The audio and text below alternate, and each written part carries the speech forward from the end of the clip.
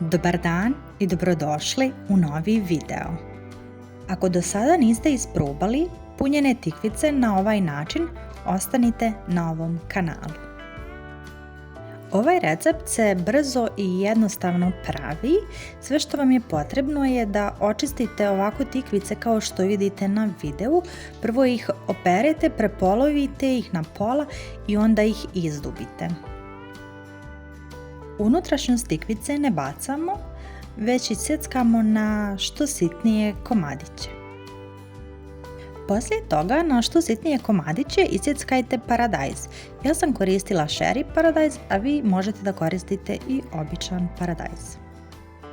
Pomiješate sve to i ovim filom punite unutrašnjost izdubljenih tikvica. Kada ste napunili tikvice, stavite ih u rernu peći na 200 stepeni 20 minuta. Poslije 20 minuta izvadite tikvice iz rerne, mozzarellu isijecite na sitne komade i stavite preko tikvica. Preko tikvica još prelijte vrhnje za kuhanje i vratite tikvice u rernu nekih još 20 minuta na 200 do 220 stepeni.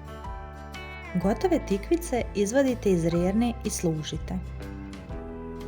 Hvala što ste pogledali još jedan moj video. Ukoliko vam se recept svidio, isprobajte ga, a mi se čujemo u narednom videu. Ćao!